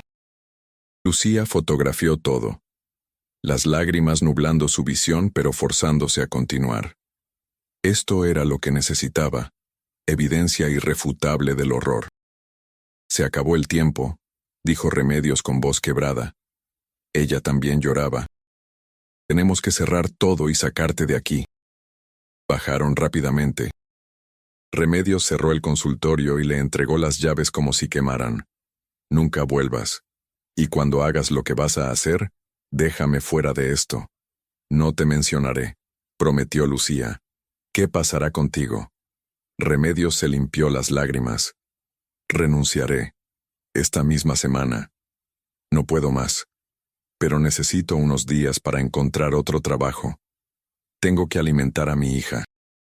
Caminó rápido hacia la calle principal, alejándose, necesitando distancia entre ella y ese lugar de pesadilla. Solo cuando estuvo a varias cuadras, rodeada de gente normal, haciendo cosas normales de domingo, se permitió detenerse y respirar. Tenía las pruebas. Ahora necesitaba decidir qué hacer con ellas. Pasó el resto del domingo en su cuarto, el cuaderno abierto frente a ella, planeando. Necesitaba llevar esto a alguien que pudiera hacer algo. Un periódico. El Informador era el más grande de Guadalajara, pero probablemente tenía vínculos con familias prominentes como los Villalobos. Quizá un periodista independiente, o una organización de derechos humanos. Había escuchado de grupos que defendían a pacientes psiquiátricos después de los escándalos en manicomios de la Ciudad de México, años atrás. El lunes llegó con una claridad aterradora. Lucía se vistió como siempre, desayunó con su madre, salió hacia el trabajo. Pero llevaba en su bolso las fotografías reveladas. Las había llevado a procesar a una tienda lejos de su colonia, y copias de las notas más incriminatorias. Su plan era simple: trabajar el día normalmente, y después de salir, ir directo a las oficinas de El Informador, a buscar a algún reportero de investigación. Pero cuando llegó al sanatorio, supo inmediatamente que algo andaba mal. El portón estaba abierto. Adentro había 2 patrullas de la policía. Su corazón se detuvo. ¿Los habían descubierto? ¿A ella y Remedios? Entró lentamente preparándose para lo peor. Matilde estaba en el recibidor hablando con 2 policías. Cuando vio a Lucía, su expresión era ilegible. «Señorita Rentería», dijo uno de los policías, «necesitamos hacerle algunas preguntas». Lucía sintió que el piso se movía bajo sus pies. ¿Sobre qué? Sobre la enfermera Remedios Castillo. El mundo de Lucía se desplomó. ¿Qué pasó? El policía consultó su libreta. Se suicidó anoche. Dejó una nota. Mencionaba presión laboral, depresión. ¿Usted trabajaba con ella? ¿Notó algo inusual en su comportamiento últimamente? Los policías hicieron más preguntas de rutina que respondió automáticamente, su mente en otra parte. Cuando finalmente se fueron, Matilde se acercó a ella. «Una tragedia», dijo sin inflexión en la voz. «Pobre muchacha. Tenía tantos problemas personales». Lucía la miró, viendo realmente por primera vez al monstruo detrás de la fachada de eficiencia. «¿Tú la mataste?» Las palabras salieron antes de que pudiera detenerlas. Matilde ni siquiera parpadeó. «Cuidado con las acusaciones infundadas, señorita Rentería. Podrían traerle problemas serios».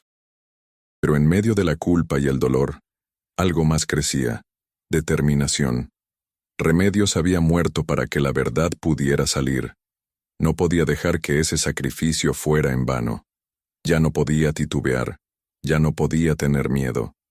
Tenía que actuar, ahora, antes de que Villalobos y Matilde decidieran que ella también era un problema que resolver. A las 6 salió del sanatorio sin despedirse de nadie. Caminó directamente a las oficinas de El Informador en la avenida 16 de septiembre. El edificio era imponente, de varios pisos, con el nombre del periódico en letras grandes en la fachada.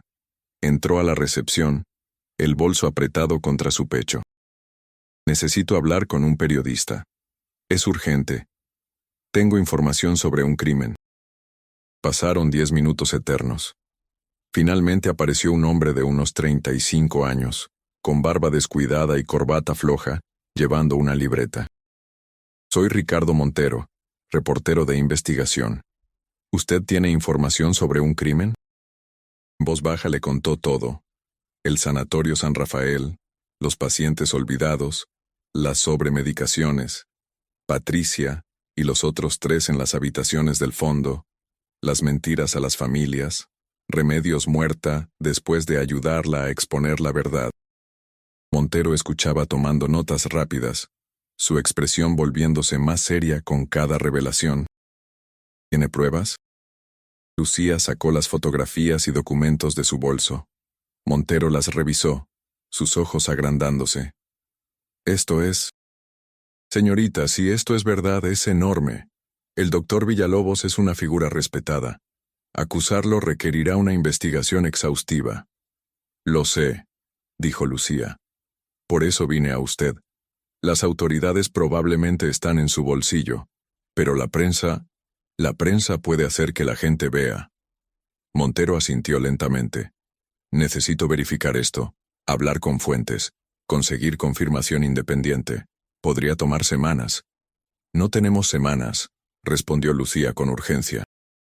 Ya mataron a Remedios. Yo podría ser la siguiente. Los pacientes en esas habitaciones están muriendo lentamente. Cada día que pasa... Mire, esto es lo que vamos a hacer. Usted vaya a casa, manténgase en lugares públicos, no vaya al trabajo mañana. Llámelos diciendo que está enferma. Yo mientras tanto contacto a la Secretaría de Salud, busco más fuentes, preparo el artículo. Nos vemos aquí mañana a las 6 de la tarde y decidimos los siguientes pasos. ¿De acuerdo? Salió del periódico cuando ya oscurecía. Guadalajara se preparaba para otra noche. Luces encendiéndose, vendedores ambulantes ofreciendo tacos y tortas, el tráfico vespertino atascando las avenidas. Tomó el camión a casa, hipervigilante de cada persona que subía, cada movimiento a su alrededor. En casa, su madre notó inmediatamente que algo andaba mal. Lucía, estás pálida como un fantasma. ¿Qué pasó? Lucía se dejó caer en el sofá de la sala. No podía seguir mintiendo. Le contó todo a su madre. El sanatorio, lo que había descubierto, Remedios, el periodista. Guadalupe escuchó en silencio, su rostro pasando del shock al horror a la determinación maternal. Tienes que ir a la policía, ya. Mamá, la policía no hará nada. Villalobos tiene influencia. Entonces nos vamos esta misma noche. Empacas una maleta y nos vamos con tu tía a Zapopan hasta que esto se resuelva. Si huía, ¿quién hablaría por ellos? No puedo, mamá. Tengo que ver esto hasta el final. Guadalupe tomó el rostro de su hija entre sus manos. Mija, tú eres lo más importante para mí.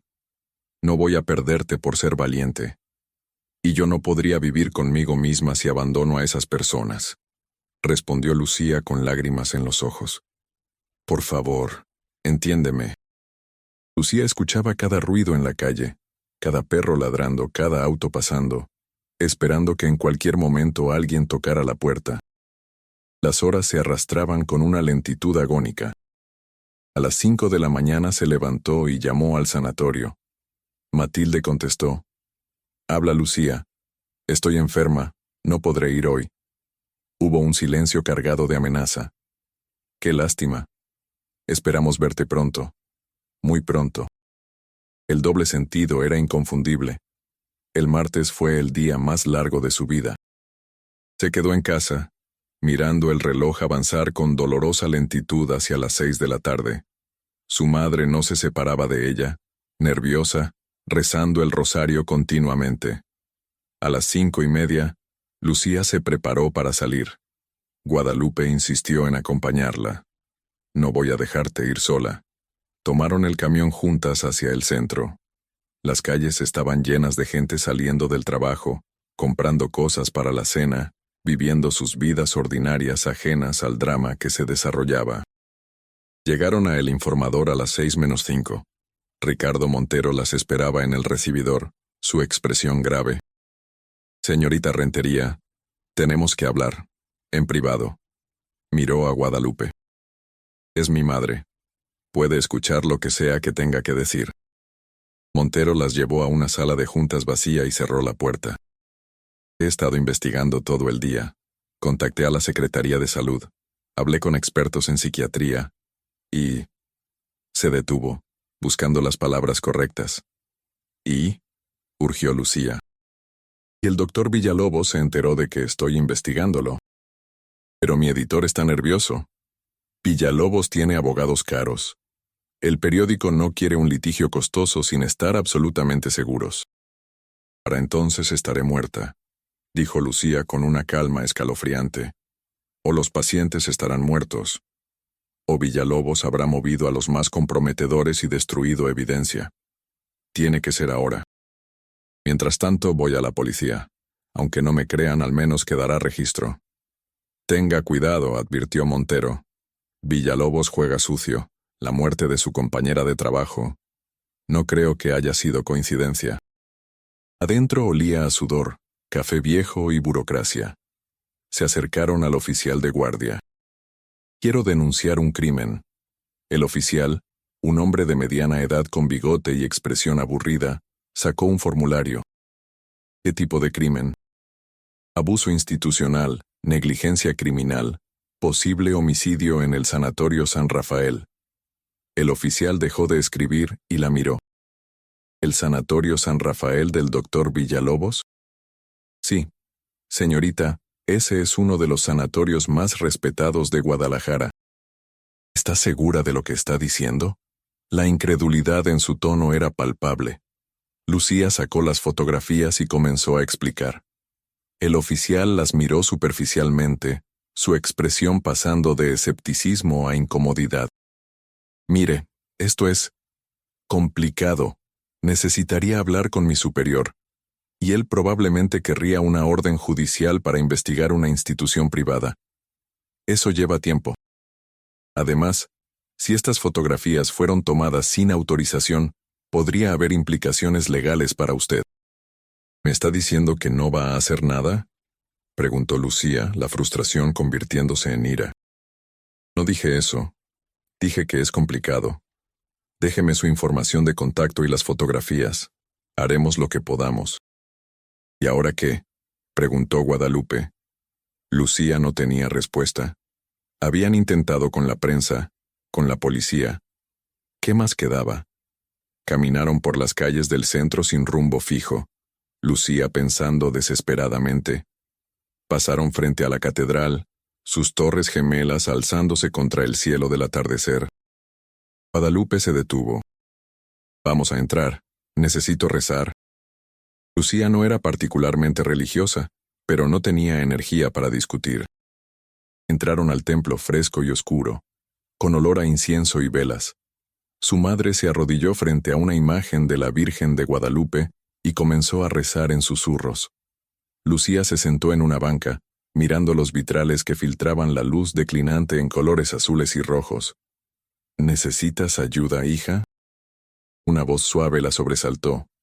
Era un sacerdote anciano, de sotana negra y cabello completamente blanco. Lucía casi se rió ante la pregunta. Ayuda era exactamente lo que necesitaba, pero ¿qué podía hacer un sacerdote? Sin embargo, algo en su expresión amable la hizo comenzar a hablar. Le contó todo, allí en los bancos de la catedral, mientras su madre rezaba y Guadalajara bullía afuera. El sacerdote escuchó sin interrumpir. Cuando terminó, el anciano permaneció en silencio por un momento. Luego dijo algo que Lucía no esperaba. Conozco a alguien que puede ayudarte. Un abogado que se especializa en casos de derechos humanos. Tiene experiencia confrontando instituciones poderosas. Se llama Fernando Becerra. Deja que lo contacte. Sacó un papel y escribió un número de teléfono. Llámalo mañana a primera hora. Dile que el padre Anselmo te envió. Durante el trayecto, Lucía notó un auto que parecía seguirlas. Un Chevrolet gris, manteniéndose siempre 2 o 3 autos detrás. Intentó convencerse de que era paranoia, pero cuando se bajaron en su parada, el auto redujo la velocidad al pasar, el conductor mirándolas directamente antes de acelerar. Esa noche, Guadalupe insistió en que Lucía durmiera en su cuarto. Arrastraron un colchón y lo pusieron en el piso junto a la cama de su madre. Las dos se acostaron vestidas, listas para huir en cualquier momento. Lucía tenía el bolso con las fotografías originales y sus notas debajo de la almohada. Durmió en intervalos cortos y agitados, despertando al menor ruido. A las 3 de la madrugada, los perros de la calle comenzaron a ladrar furiosamente. Lucía se despertó de golpe. Escuchó un ruido afuera. Pasos en la banqueta. Su corazón latía tan fuerte que pensó que se le saldría del pecho. Los pasos se detuvieron frente a su casa. Hubo un silencio largo. El hombre finalmente se rindió con el portón y rodeó la casa, probablemente buscando otra entrada. El terror de Lucía se transformó en acción. «Mamá, llama a la policía, ahora». Robaron la puerta trasera de la cocina. Lucía escuchó el crujido de madera, alguien forzando la entrada. «La policía dice que vienen en camino», susurró Guadalupe regresando al cuarto, su rostro pálido como la cera. «Encierra la puerta», ordenó Lucía. Su madre obedeció, pasando el pestillo con manos temblorosas. Los pasos ahora estaban dentro de la casa. Escucharon el sonido de alguien moviéndose por la sala, abriendo puertas. Lucía apretó el bate hasta que sus nudillos se pusieron blancos. Si quien fuera llegaba a ese cuarto, no se iría sin pelear. La manija de la puerta se movió. Alguien empujó desde afuera. «Sé que están ahí adentro», dijo una voz masculina, ronca, que Lucía no reconoció. «Solo queremos hablar. El doctor Villalobos quiere llegar a un acuerdo. Hay dinero sobre la mesa, mucho dinero. Solo tienen que olvidar lo que vieron». El cinismo de la oferta era escalofriante. Estaban dispuestos a comprarla después de haber matado a Remedios. «Váyase o grito», amenazó Lucía, su voz más firme de lo que se sentía. «La policía está en camino». Una risa seca vino del otro lado. «La policía tardará, y cuando lleguen, yo ya me habré ido. Pero ustedes siguen viviendo aquí. Siguen saliendo a la calle, siguen siendo vulnerables. Piénselo bien». Hubo un golpe fuerte contra la puerta que hizo saltar a ambas mujeres. Luego otro. El hombre estaba tratando de derribarla. Lucía no pensó, solo actuó.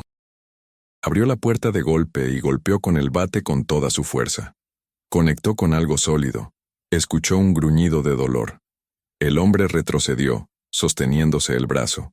A la luz tenue del corredor, Lucía lo reconoció. Era el chofer de la droguería González, el que entregaba los medicamentos al sanatorio cada miércoles. Villalobos había enviado a alguien del circuito para hacer el trabajo sucio. El hombre la miró con odio. Luego evaluó la situación.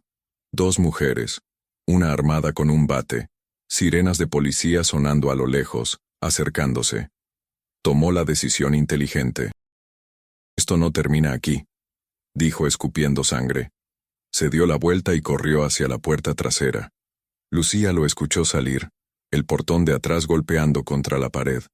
Las piernas le fallaron y se dejó caer al piso, el bate resbalando de sus manos. Guadalupe corrió a abrazarla. Permanecieron así, temblando, hasta que escucharon golpes en la puerta principal y voces autoritarias. «Policía. Abran». Guadalupe fue a abrir mientras Lucía se quedaba en el piso del corredor, la adrenalina drenándose y dejándola vacía. Los policías tomaron su declaración, revisaron la casa, fotografiaron la puerta trasera forzada. Pero cuando Lucía mencionó a Villalobos y el sanatorio, vio ese cambio sutil en sus expresiones. Escepticismo. Incomodidad.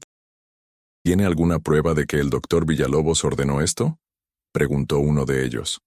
«El hombre que entró trabaja para la droguería que le surte medicamentos», explicó Lucía. «No es coincidencia». «Pero no lo escuchó decir explícitamente que Villalobos lo envió, ¿verdad?». Lucía admitió que no. Los policías intercambiaron miradas. «Haremos una investigación. Mientras tanto, sugiero que usted y su madre se queden con familiares unos días». Tomaron un taxi antes de que amaneciera completamente, mirando constantemente por la ventana trasera, para asegurarse de que nadie la siguiera.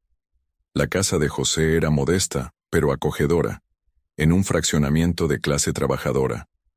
Su cuñada María les preparó café y pan dulce mientras José exigía saber qué estaba pasando realmente.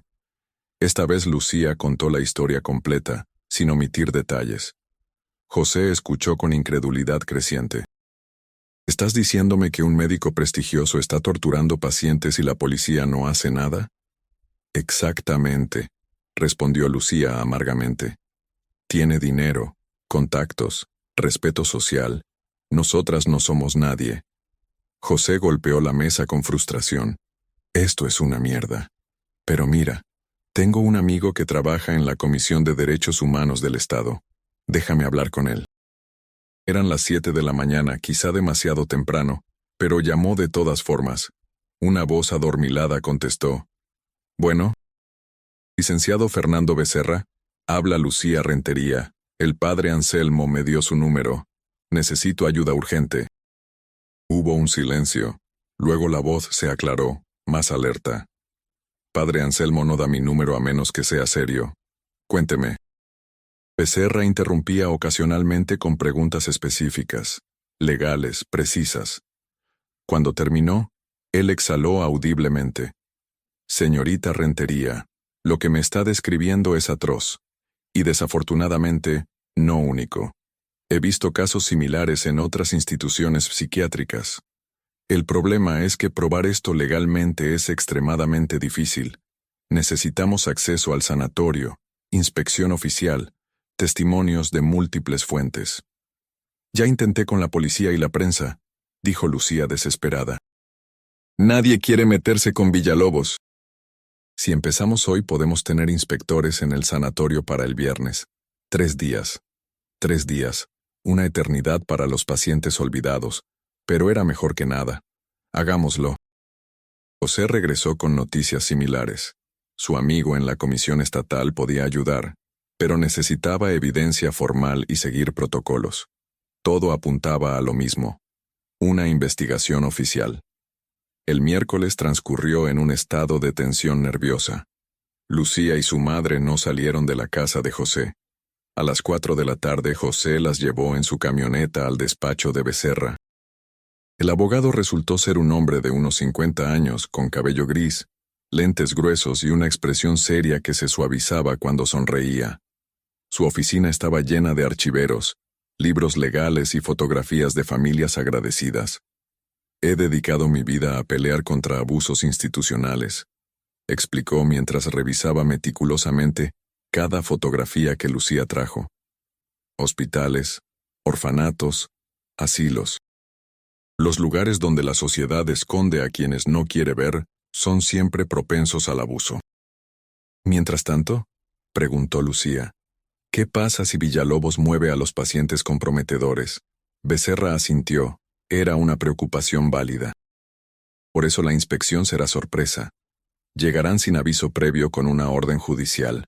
Villalobos no podrá negarles acceso. De repente, apareció una imagen que hizo que se le cayera el tenedor.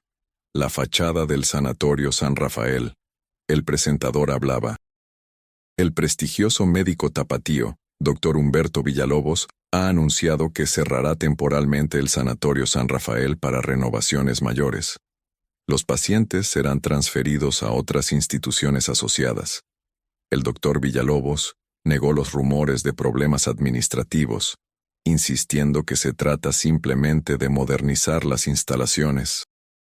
Pero necesito que esté preparada.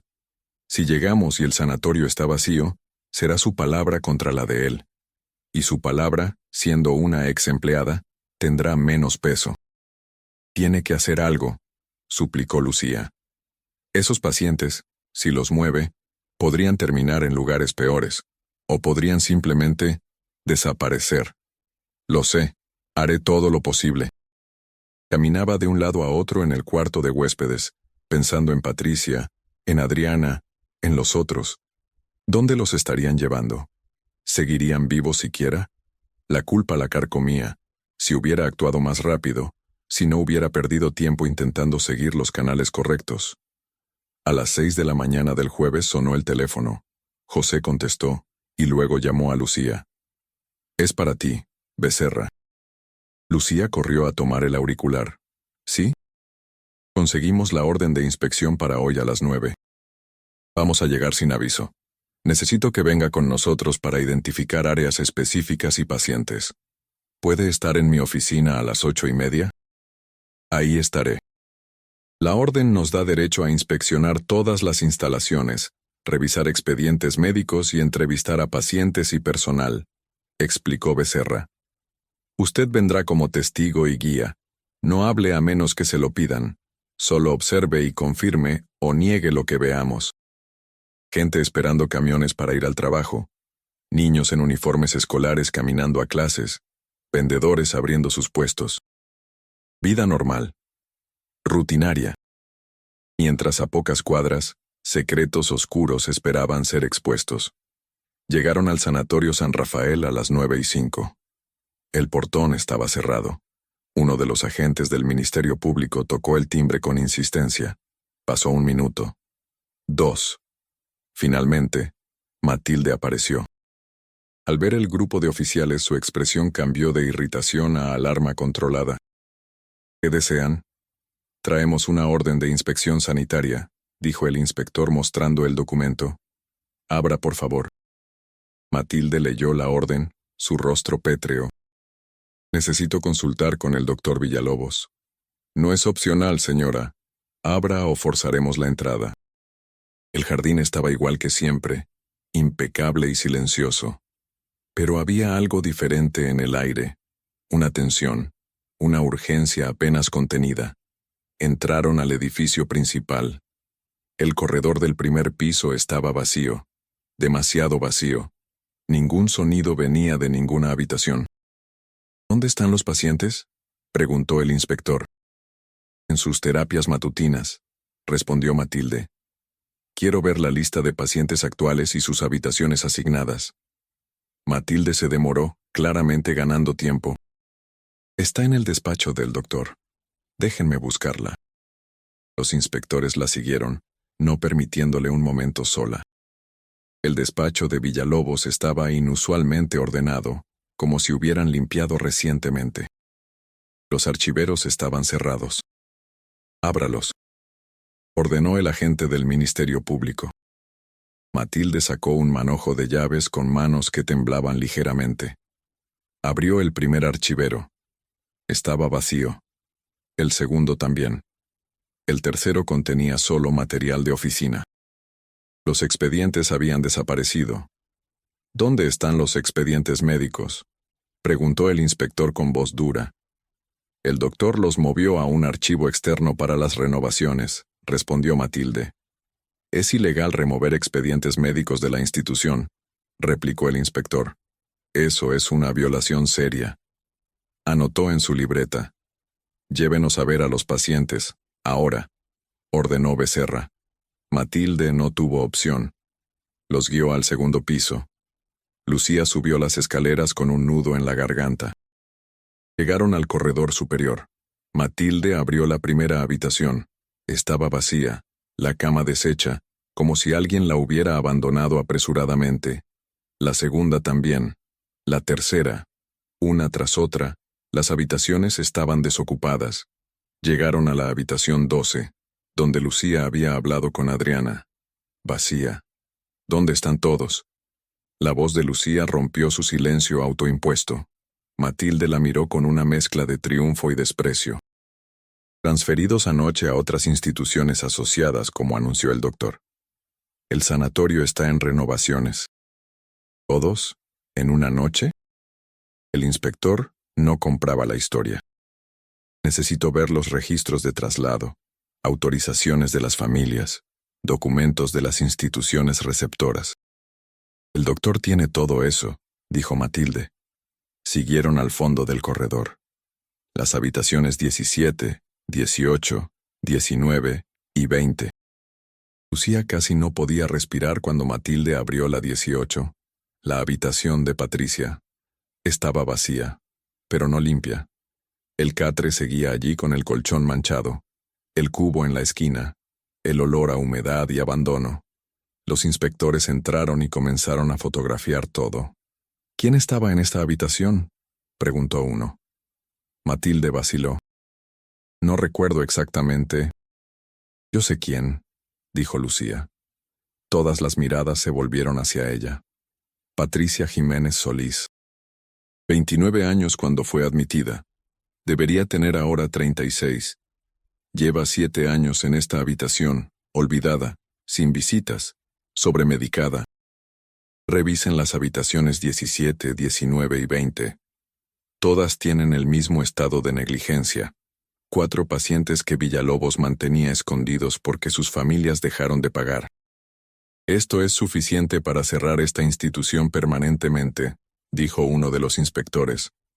Y para comenzar acciones penales contra el responsable.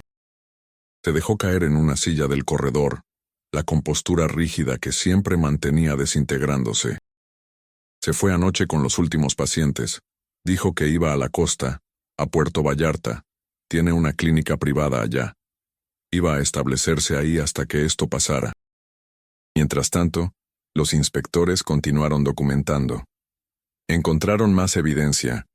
Jeringas usadas en contenedores sin sellar adecuadamente, medicamentos vencidos, registros de enfermería en pedazos quemados a medias en un basurero del sótano.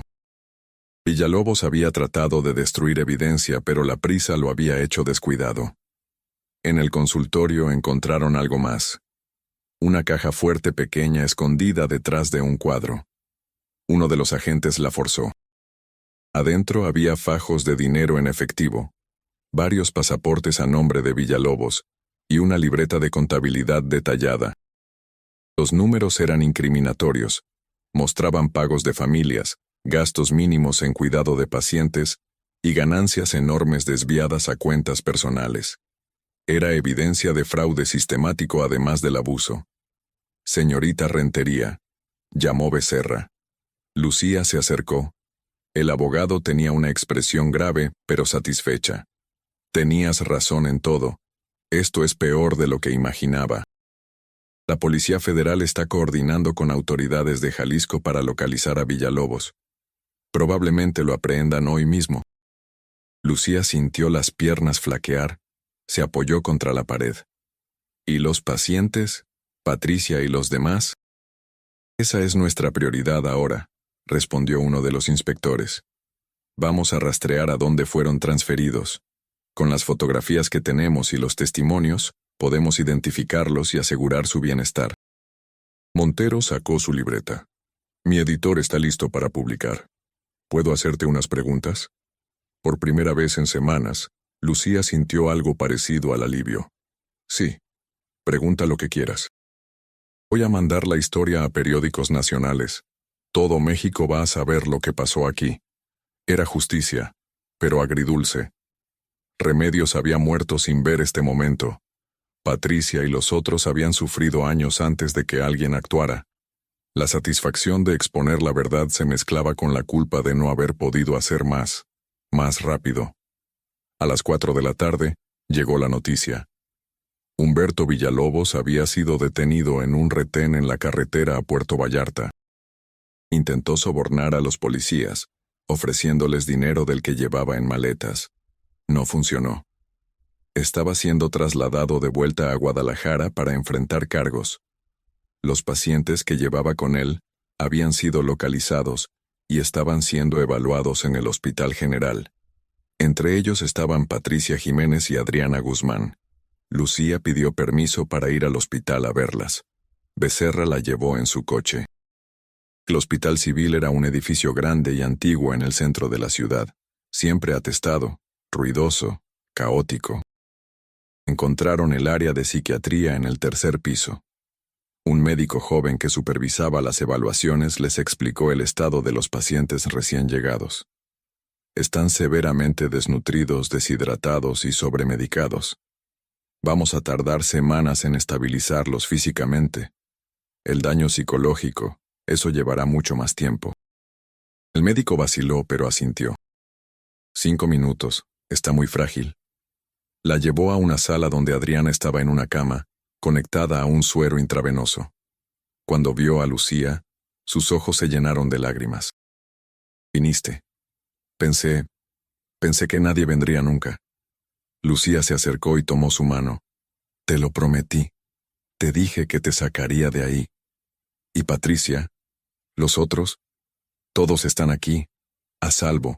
Villalobos fue arrestado. Gracias. Su voz era apenas un susurro. Lucía se quedó sosteniendo su mano hasta que Adriana se quedó dormida, agotada. Salió de la habitación con el corazón partido pero también aliviado. Habían salido. Finalmente, habían salido. En los días siguientes, la historia explotó en todos los medios. El Informador publicó un reportaje de primera plana con fotografías de las habitaciones del fondo, y el titular: Horror en sanatorio prestigioso, doctor torturaba pacientes por años. Otros periódicos recogieron la historia. La televisión nacional envió reporteros. Villalobos, quien alguna vez fue una figura respetada, se convirtió en el rostro del abuso institucional. Las familias de los pacientes comenzaron a aparecer, algunas genuinamente horrorizadas de lo que había pasado, otras claramente sabiendo más de lo que admitían. Los padres de Patricia, resultó, habían muerto años atrás sin saber que su hija seguía viva. No tenía más familia. Adriana sí. Su esposo, el ingeniero Guzmán, fue arrestado como cómplice después de que se descubrió que sabía del estado del sanatorio y había elegido dejarla allí para poder vivir con su amante sin complicaciones de divorcio. El caso judicial se extendió meses. Villalobos enfrentó cargos de fraude, negligencia criminal, abuso, y en el caso de Remedios, homicidio. Matilde fue acusada como cómplice. Dolores, la otra enfermera, cooperó con la fiscalía a cambio de una sentencia reducida. El chofer de la droguería que había intentado intimidar a Lucía también fue arrestado.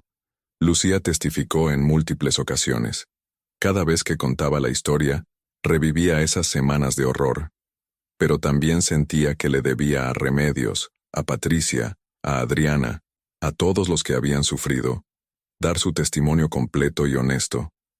La prensa la llamó heroína, pero ella no se sentía así. Se sentía cansada, traumatizada, pero determinada a asegurar que esto nunca volviera a pasar. Fernando Becerra la representó pro bono y se convirtió en un amigo. Casos como este son la razón por la que me hice abogado, le dijo. Para dar voz a quienes han sido silenciados. La Comisión Nacional de Derechos Humanos usó el caso del Sanatorio San Rafael para impulsar reformas en la regulación de instituciones psiquiátricas privadas en todo México. Se establecieron protocolos más estrictos de inspección, derechos de pacientes y mecanismos de denuncia. En febrero de 1984, 3 meses después de que todo comenzara, Humberto Villalobos fue sentenciado a 25 años de prisión. Matilde recibió 10 años. La sentencia hizo titulares, pero para entonces el público ya había pasado a otros escándalos, otras noticias. Lucía asistió al día de la sentencia con su madre. Cuando el juez leyó el veredicto, sintió un peso levantarse de sus hombros. No era suficiente para compensar el sufrimiento causado, pero era algo. Era justicia. Patricia Jiménez, después de meses de rehabilitación física y psicológica, fue dada de alta a un hogar de transición para adultos con necesidades especiales. Los años de negligencia le habían dejado secuelas permanentes, pero estaba viva, recibiendo cuidado apropiado, con dignidad. Lucía la visitaba mensualmente. Nunca hablaban mucho, pero Patricia siempre le apretaba la mano con fuerza cuando se despedían, un gesto simple que decía más que palabras. Adriana se recuperó mejor. Eventualmente se divorció de su esposo y reconstruyó su vida. Encontró trabajo como secretaria, se mudó a un departamento pequeño pero propio, y comenzó terapia para procesar el trauma. También visitaba a Lucía. En una de esas visitas, le dijo: «Me salvaste la vida, literalmente. Si no hubieras tenido el valor de investigar, de exponerte al peligro, yo seguiría en esa habitación, o estaría muerta». Lucía no supo qué responder, solo pudo abrazarla. En cuanto a Lucía misma, el trauma de esas semanas la marcó profundamente. Pasó meses sin poder dormir bien, sobresaltándose con cualquier ruido. Desarrolló una desconfianza hacia instituciones médicas que tardó años en superar, pero también descubrió una fortaleza en sí misma que no sabía que tenía. Había enfrentado al poder, a la corrupción, al miedo, y había prevalecido. No sola, pero su rol había sido crucial. Decidió no regresar al trabajo social en instituciones de salud. El trauma era demasiado reciente. En su lugar comenzó a trabajar con Fernando Becerra en su despacho, especializándose en casos de derechos humanos. Juntos ayudaron a cerrar otras instituciones abusivas, a exponer más casos de negligencia, a cambiar leyes. El trabajo era difícil y a menudo doloroso, pero Lucía sabía que era donde debía estar. Los años pasaron. Guadalajara cambió. México cambió. El Sanatorio San Rafael fue demolido eventualmente, el terreno vendido y convertido en un edificio de departamentos. No había placa, ningún memorial. Era como si el lugar nunca hubiera existido, pero Lucía recordaba. Siempre recordaría. En octubre de 1993, 10 años después de que todo comenzara, Lucía regresó a la colonia americana. Caminó por las calles donde alguna vez estuvo el sanatorio. El nuevo edificio de departamentos era moderno, brillante, lleno de familias jóvenes. Niños jugaban en lo que alguna vez fue el jardín con bugambilias. No quedaba ningún rastro visible del horror que había existido allí. Pero Lucía sabía que el verdadero memorial no era físico, estaba en las vidas salvadas. Patricia viviendo con dignidad, Adriana reconstruida y fuerte, los otros 11 pacientes que habían sido rescatados y rehabilitados. Estaba en las leyes cambiadas, en las inspecciones más rigurosas, en los miles de pacientes en otras instituciones que ahora tenían más protecciones, gracias al escándalo que el caso había generado. Y estaba en el recuerdo de Remedios Castillo, la enfermera joven que había pagado el precio último por hacer lo correcto. Lucía visitaba su tumba cada año en el aniversario de su muerte. Llevaba flores y se quedaba un rato en silencio, prometiéndole que su muerte no había sido en vano, que el trabajo continuaba, que la lucha por los olvidados y los vulnerables seguía. A veces, cuando Lucía yacía despierta en las noches, aún escuchaba en su memoria el silencio opresivo del sanatorio, los gemidos lejanos, los pasos en corredores vacíos. El trauma nunca desaparecía completamente, pero tampoco la certeza de haber hecho lo correcto, sin importar el costo personal. Guadalajara seguía viviendo, bulliciosa e indiferente como todas las ciudades.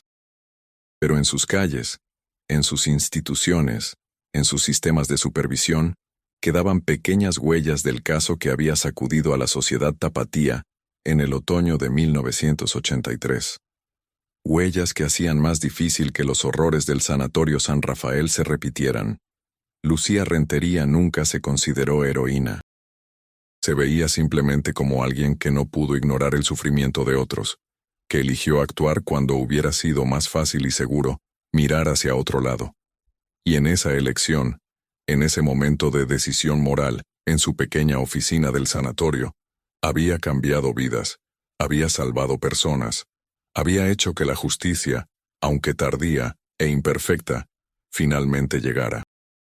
Los pacientes que no regresaron eventualmente regresaron, no a sus familias quizá, no a las vidas que habían tenido antes, pero a la humanidad, a la dignidad, a la luz después de años de oscuridad.